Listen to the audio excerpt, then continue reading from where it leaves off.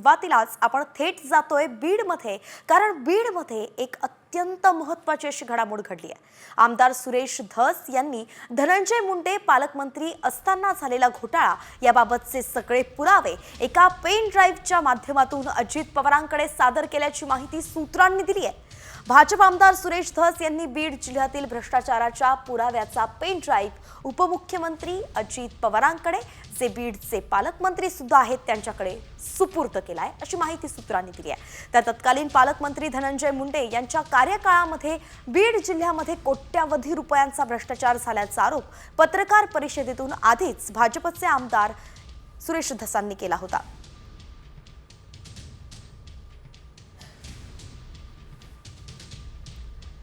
तर धनंजय मुंडेंना त्यांचा राजीनामा मागणाऱ्या आमदारांना आता धक्का बसलेला आहे, कारण सुरेश धस आणि प्रकाश सोळंके या दोघांनाही बीड जिल्हा नियोजन समितीवरून डावलण्यात आलंय। पालकमंत्री अजित पवारांच्या उपस्थितीत बीड जिल्हा नियोजन समितीची बैठक होतीये, मात्र नामनिर्देशित सदस्यांमध्ये सुरेश धस आणि प्रकाश सोळंकेंची नियुक्ती करण्यात आलेली नाहीये। तर त्यांच्याऐवजी गेवराईचे आमदार विजयसिंग पंडित आणि केजच्या आमदार नमिता मुंदडा या दोघांची नियुक्ती करण्यात आली आहे।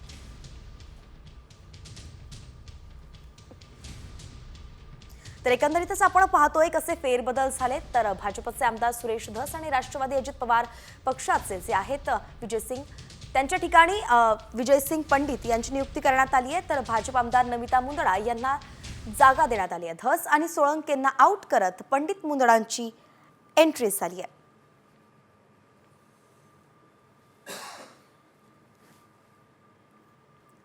तर इकडे पुणे जिल्हा नियोजन समितीच्या सदस्यपदावरून सासवडचे आमदार विजय शिवतारे यांनाही वगळण्यात आले। या समितीवरती आमदार राहुल कुल आणि आमदार सुनील शेळके या दोघांना घेण्यात आले। पुण्यातील शिवसेनेच्या एकमेव आमदाराला वगळल्यामुळे आता महायुतीत मिठाचा खडा पडण्याची शक्यता आहे। शिवसेना आणि राष्ट्रवादीत यामुळे कटुता निर्माण होण्याची शक्यता वर्तवली जाते।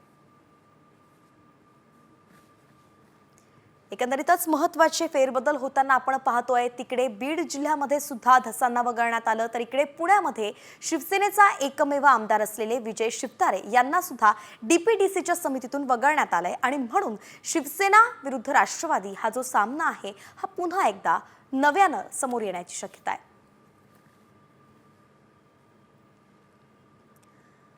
पुण्यानंतर आता जाऊया संभाजीनगरमध्ये। डीपीडीसीची बैठक सुरू होण्यापूर्वीच अंबादास दानवे चांगलेच संतापले। सोबतच्या सहकाऱ्यांना पोलिसांनी आत प्रवेश देण्यात नकार दिल्यानं दानवे भडकल्याचं पाहायला मिळालं। इथे काय तलवारीनं भांडण होणार आहेत का? तुम्हाला लोकांना थांबवण्याचा अधिकार कोणी दिला, असं थेटपणे दानवेंनी विचारलं। विरोधी पक्षनेते अंबादास दानवे हे संतापल्याचा सध्याचा व्हिडिओ आपण साम टीव्हीवरती पाहतोय।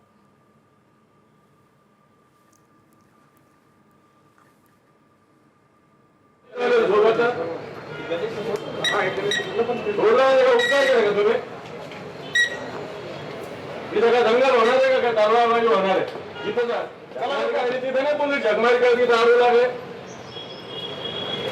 हे आखली. चला, तुम्हाला अडवलं होतं का?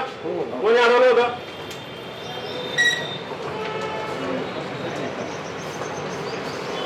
अरे ते क्लास 1 ऑफिसर होते, माझी ओळखी आहे। बीड, पुणे, संभाजीनगर इथल्या डीपीडीसी बैठकीनंतर आता मुंबईबद्दल जाणून घेऊया। मुंबई डीपीडीसीच्या बैठकीला आदित्य ठाकरे गैरहजर राहणार असल्याचं आता कळतंय। उपमुख्यमंत्री एकनाथ शिंदे यांच्या नेतृत्वाखाली ही पहिलीच बैठक होणार होती, तर शिंदेंसमोर येणं ठाकरेंनी टाळलं का असा प्रश्न आता उपस्थित केला जातोय। कारण काही वेळापूर्वीच ठाकरे आणि शिंदे एकमेकांच्या समोर येतील, आमने सामने येतील म्हणून राजकीय वर्तुळात चांगली चर्चा सुरू झाली होती। मात्र आता आदित्य ठाकरे या डीपीडीसी बैठकीला गैरहजर राहणार असल्याचं कळतंय। आदित्य ठाकरेंसोबत अनिल परब, अरविंद सावंत, अनिल देसाई यांची सुद्धा या बैठकीला दांडी असण्याची शक्यता आहे। उपमुख्यमंत्री एकनाथ शिंदे आणि ठाकरे गटाचे आमदार आदित्य ठाकरे आज आमने सामने येण्याची शक्यता आता धूसर झाली आहे। तर मुंबई शहर जिल्हा नियोजन समितीची बैठक होणार होती आणि याच बैठकीला मुंबई शहरामधील काँग्रेस, भाजप आणि शिवसेनेचे आमदार उपस्थित राहणार आहेत. त्यामुळेच ही बैठक अगदी वादळी ठरण्याची पण शक्यता वर्तवली जाते. पालकमंत्री म्हणून उपमुख्यमंत्री एकनाथ शिंदेंची पहिलीच बैठक आहे. मात्र या बैठकीला आमदार आदित्य ठाकरेच गैरहजर राहणार असल्याचं सूत्रांनी सांगितलंय.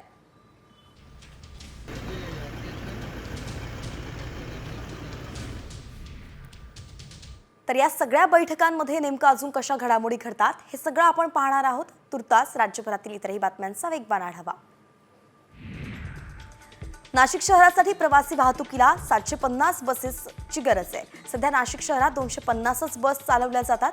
लवकरच 50 बस सिटी लिंक बस या सेवेत दाखल होणार आहेत.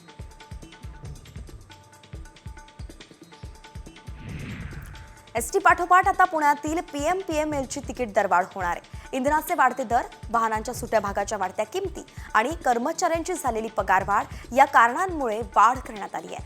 PMPML मधून दररोज 10 ते 12 लाख प्रवासी प्रवास करतात.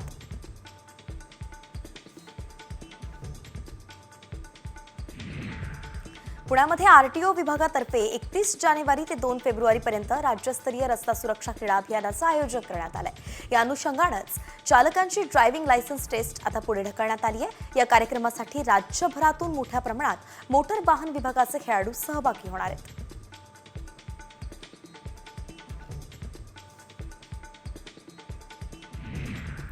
नूतनीकरणामुळे मुंबईतील विमानतळ 1 यावर्षी बंद करण्याची शक्यता वर्तवण्यात येते. अधिक प्रवाशांना सामावून घेण्यासाठी टर्मिनलचा पुनर्विकास केला जाणार आहे. टर्मिनल नूतनीकरणाचं काम याच वर्षी सुरू होणार आहे आणि याच नूतनीकरणाच्या कामामुळे विमानतळ 2 आणि नव्यानं बांधलेलं नवी मुंबई विमानतळ हे वापरलं जाईल.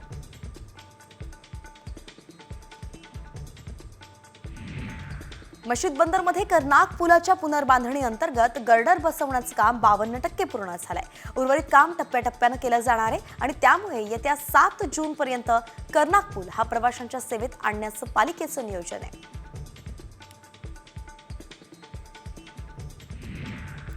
10वी-12वीच्या परीक्षेत गैरप्रकार झाले तर परीक्षा केंद्राची मान्यता कायमची रद्द करण्याचा इशाराच बोर्डानं दिलाय.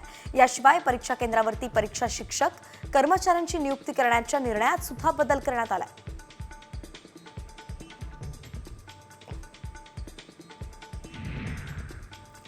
हडपसर पोलीस स्टेशनच्या कर्मचाऱ्यांनी अतिक्रमण काढलेलं आहे.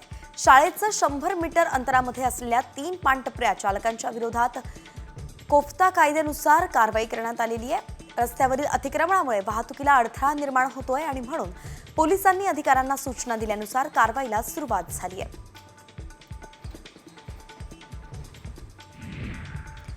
भायखळ्यामध्ये राणीच्या बागेत 31 जानेवारी ते 2 फेब्रुवारी या कालावधीत पुष्पोत्सव आयोजित करण्यात आला.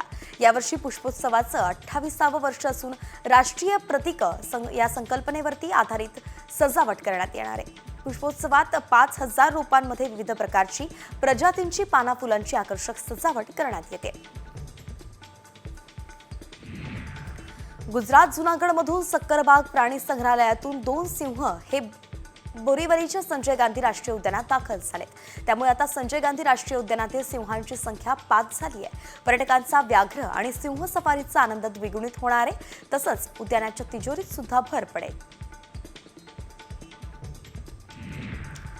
राष्ट्रवादी आमदार रोहित पवार हे प्रयागराजमध्ये दाखल झाले आणि यावेळी त्यांनी सपत्नीक मौनी अमावस्येनिमित्त कुंभमेळ्यात स्नानही केलं. महाराष्ट्र सदन या ठिकाणी आपण केलेलं आहे. हे जे साहित्य संमेलन होतंय जगभरातील मराठी माणसाकरता एक अत्यंत अभिमानाची गोष्ट आहे की देशाच्या राजधानीमध्ये अतिशय भव्य अशा प्रकारचं हे साहित्य संमेलन होतंय. या साहित्य संमेलनाकरता एक मोठी टीम या ठिकाणी सातत्याने काम करते. आता यशपालनी मला सांगितलं जवळपास 70 लोक या ठिकाणी दिवसरात्र काम करतायत. हे यशस्वी व्हावं म्हणून मुरली अण्णा मोहोळ आपले हे कार्यवाह म्हणून त्या ठिकाणी जी काही मदत आहे ती सगळी मदत करतायत. आणि मला विश्वास आहे की अतिशय चांगलं साहित्य संमेलन महाराष्ट्राच्या स्थापनेनंतर पहिल्यांदा होणारं दिल्लीतलं साहित्य संमेलन हे यशस्वीच झालं पाहिजे या दृष्टीनं आम्ही सगळे देखील त्यांच्या पाठीशी आहोत. देशाचे माननीय पंतप्रधान श्री नरेंद्र मोदीजी यांनी देखील या साहित्य संमेलनामध्ये येण्याकरता होकार दिलेला आहे. अतिशय भव्य अशा प्रकारचं साहित्य संमेलन होत आहे. विशेषतः मराठी भाषेला अभिजात दर्जा मिळाल्यानंतरचं हे पहिलं साहित्य संमेलन असल्यामुळे तमाम मराठी जगतामध्ये याबद्दल खूप उत्सुकता देखील आहे, उत्कंठा देखील आहे आणि विचार प्रवर्तनाचं काम या संमेलनाच्या माध्यमातून होईल हा मला विश्वास आहे. पुण्यामध्ये विश्व साहित्य संमेलन होते, त्याला सरकारने भरपूर मदत केलेली आहे आणि या अखिल भारतीय साहित्य संमेलनाला पण कुठेतरी माहिती अशी मिळते की तुटपुंजी मदत करण्यात आलेली आहे. असं काही आहे का आणि सरकार आणखीन मदत करण्याची जी मदत मागितली जाईल ती आम्ही दिली, पुढेही मागितली तरी देऊ. हा कार्यक्रम जो आहे हा कुण्या संस्थेचा नाही, कुण्या व्यक्तीचा नाही, हा तमाम मराठी जनांचा कार्यक्रम आहे. त्यामुळे कुठे काही कमतरता असेल तर ती पूर्ण करू. उद्याचा जो कार्यक्रम होतो आहे त्याही कार्यक्रमाला आपण पूर्ण मदत केलेली आहे. त्याचं आयोजकच सरकार असतं. उद्याचा जो कार्यक्रम आहे त्याचं आयोजकच सरकार असतं.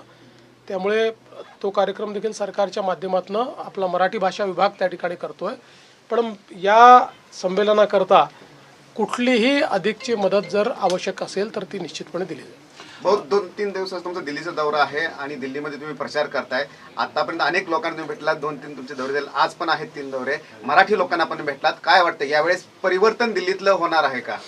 परिवर्तन मला दिसतंय. लोकांच्या मनामध्ये परिवर्तन आहे. लोकांना असं वाटतंय की 10 वर्षामध्ये जे अपेक्षित केलं होतं त्यातलं काही झालेलं नाही आहे. त्यामुळे ज्या प्रकारे दिल्लीकर सातत्याने लोकसभेमध्ये मोदीजींना निवडतात, यावेळी विधानसभेची चावी किंवा विधानसभेवरही मोदीजींचाच झेंडा लागावा अशा प्रकारची लोकांची अपेक्षा दिसते. काल एक प्रयागराजमध्ये जी दुर्घटना घडली त्यात काही महाराष्ट्रातले लोक असल्याचं समजते. सरकारच्या वतीने काही बोलणं झालंय काही? असं आहे की आम्ही पूर्णपणे टचमध्ये आहोत.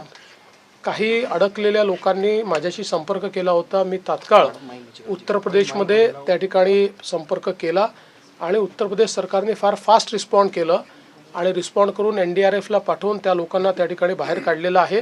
त्यामुळे सातत्याने आम्ही तिथल्या सरकारच्या टचमध्ये आहोत. उद्धव ठाकरे भेटलेले आहेत आणि छान चित्र बघायला मिळालं आज सकाळी. नाही, असं आहे की लग्नामध्ये भेटणं हे स्वाभाविक आहे. मी जर असतो तिथे तर माझी देखील भेट झाली असती. त्यात उद्धव ठाकरे आणि भाजप जवळ येतं असं वाटतं त्याच्यातून. असं आहे, पहिली गोष्ट तर लग्नात भेटल्यामुळे पक्ष जवळ येतात किंवा युती होते इतका भाबडा विचार हा किमान तुमच्यासारख्या ज्येष्ठ पत्रकारांच्या डोक्यात तरी येऊ नये अशा प्रकारची माझी अपेक्षा आहे. सर, काल जेव्हा तुम्ही इथे होते तेव्हाच धनंजय मुंडेही इथे आलेले. ते सांगतात की त्यांच्या ऑफिशियल व्हिजिटला होते, पण एका जागी जेव्हा राजीनाम्याचा प्रेशर आहे त्यांचं असं म्हणणं आहे की जे मुख्यमंत्री आणि उपमुख्यमंत्री डिसाईड करतील तेव्हा ते राजीनामा. याला जोडून असं आहे की तुम्ही धनंजय मुंडेचा राजीनामा घेणार का? तुमच्या कोर्टात असं आहे, पहिली गोष्ट तरी एक लक्षात घ्या की ते त्यांच्या कामाने आले होते, मी माझ्या कामाने आलो होतो. त्यामुळे आमची भेट झाली नाही. पण सकाळी आमची भेट झाली होती कारण आम्ही म्हणजे त्याच्यापूर्वी कॅबिनेटमध्ये वगैरे काल सगळं आमची भेट वगैरे झाली होती. त्यामुळे की धनंजय मुंडे हे आमच्या मंत्रिमंडळातले मंत्री आहेत, त्यामुळे त्यांना भेटायची चोरी नाही. ते मला कधी भेटू शकतात, मी त्यांना कधी भेटू शकतो, कुठल्याही कामाकरता भेटू शकतो.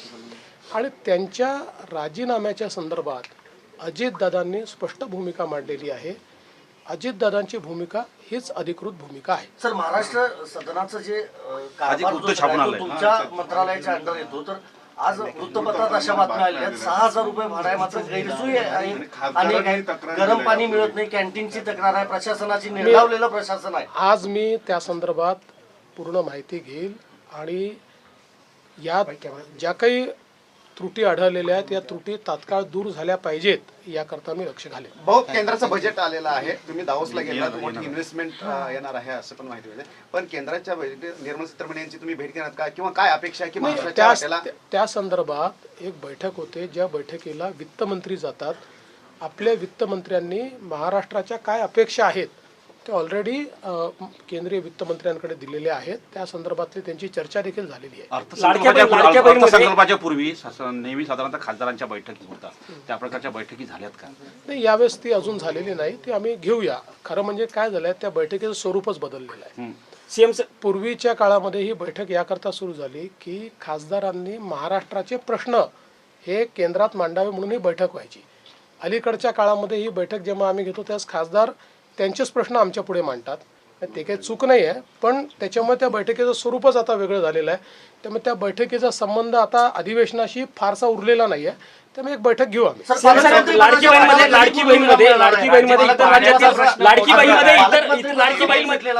पाण्याचा प्रश्न राज्यात मोठा झाला आहे. पुण्यामध्ये देखील जो आजार आला GBS आहे, बुलढाण्यामध्ये तोच प्रश्न आहे. पूर्ण राज्यातील पाण्याच्या प्रश्नावर मला असं वाटतं की त्याला हा विषय गंभीरच आहे, पण त्याला इतकं जनरलाइज करू नका की राज्यामध्ये अशा प्रकारचा प्रश्न आहे. असा राज्यात प्रश्न नाही आहे. बुलढाण्यातला विषय वेगळा आहे, पुण्यातला विषय वेगळा आहे. बुलढाण्यामध्ये काही मात्रेत पाण्यामध्ये काही गोष्टी अधिकच्या आढळून आल्या म्हणून त्याचा एक रिपोर्ट आपण घेतलेला आहे. त्याचा अंतिम रिपोर्ट आल्यानंतर त्याच्या निष्कर्षाला आपण पोहोचू.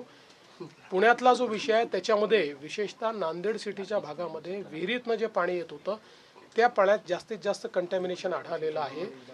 GBSचे रुग्ण हे काही पहिल्यांदा आढळलेले नाहीत.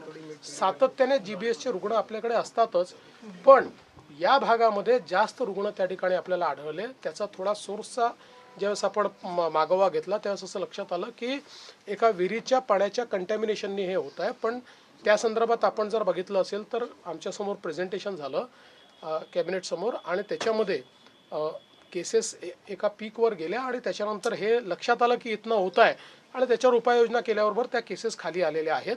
मात्र ज्या काही केसेस आहेत त्याच्याकडे गांभीर्याने आम्ही लक्ष देतोय, कारण शेवटी या केसेसमध्ये अचानक माणसाची प्रतिकारशक्ती जी आहे ती कमी होते. त्याच्यानंतर मग नर्ववर त्याचा परिणाम होतो आणि एक प्रकारे शारीरिक दुर्बलता त्यांना निर्माण होते. 90-95% केसेसमध्ये 100% तो बरोबर होतो, पण 4-5% केसेसमध्ये त्याचा काही परिणाम राहून जातो. त्यामुळे त्याच्याकडे गांभीर्यानेच बघितलं पाहिजे. स्वतः राज्याचे आरोग्यमंत्री त्या भागात जाऊन आले. आरोग्यमंत्र्यांनी नीट ब्रीफिंग घेतलं, त्याच्या सगळ्या सोयी आपण केल्या. GBS झाल्यानंतर त्याच्या उपचाराला पैसे जास्त लागतात म्हणून त्याचा पूर्ण समावेश आपल्या महात्मा फुले जनआरोग्य योजनेत केला आहे. सर्व मेडिकल कॉलेजेसमध्ये केलेला आहे. खाजगी रुग्णालयांमध्ये देखील जिथे महात्मा फुले जनआरोग्य योजना लागू आहे तिथेही त्या संदर्भात आपण संपूर्णपणे त्यांचा इलाज त्या ठिकाणी करतो. पालकमंत्री पदाचा वाद कधी पूर्ण होईल? लवकर होईल, काळजी करू नका, लवकर होईल. उत्तर प्रदेश आणि दुसऱ्या राज्यातील काही महिलांनी अर्ज भरल्याचं देखील समोर येत आहे. 1171 महिलांनी सांगली जिल्ह्यातील अकाउंटवरून पैसे घेतले असं समजतं. हा फार वरून प्रश्न आलेला आहे.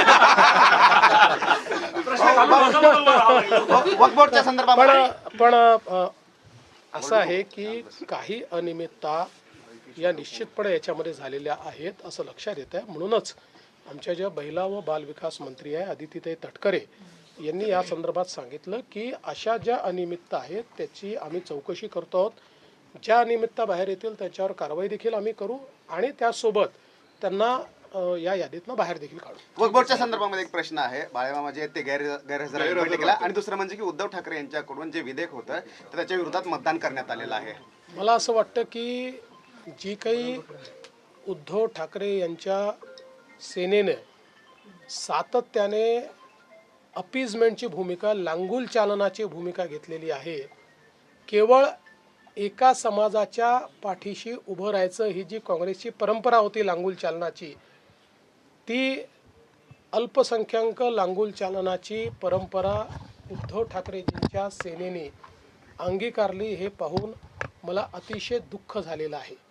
कारण वक्फ बोर्डाचं बिल हे कुठल्या समाजाच्या विरोधात नाही, मुस्लिम समाजाच्या विरोधात तर बिलकुल नाही, तर या ठिकाणी वक्फच्या माध्यमातनं जो गैरकारभार चालला आहे, जो गैरव्यवहार चाललेला आहे, तो गैरव्यवहार संपला पाहिजे म्हणून हे विधेयक त्या ठिकाणी आणलेलं आहे.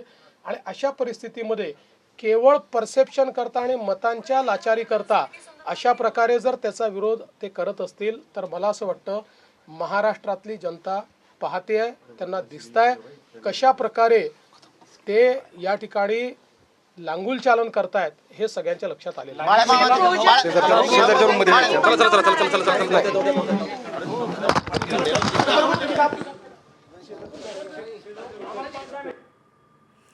तर दिल्लीमध्ये यंदाचं अखिल भारतीय मराठी साहित्य संमेलन पार पडणार आहे आणि त्याच्याच कार्यालयाच्या उद्घाटनासाठी मुख्यमंत्री देवेंद्र फडणवीस हे गेले होते. खरं तर फडणवीस 3 दिवसांच्या दिल्ली दौऱ्यावरती आहे आणि त्यावेळेस त्यांनी या कार्यक्रमाला हजेरी लावली. त्यावेळी त्यांनी अनेक महत्त्वाच्या मुद्द्यांवरती प्रकाश टाकला. अगदी ठाकरे पाटील भेट असो किंवा मुंडे फडणवीस भेट असो, या संदर्भात ते दिलखुलासपणे बोलले, स्पष्टीकरण त्यांनी दिलं. सोबतच GBS संदर्भात सुद्धा त्यांनी कशा उपाययोजना केल्या जाणार आहेत त्या संदर्भात सुद्धा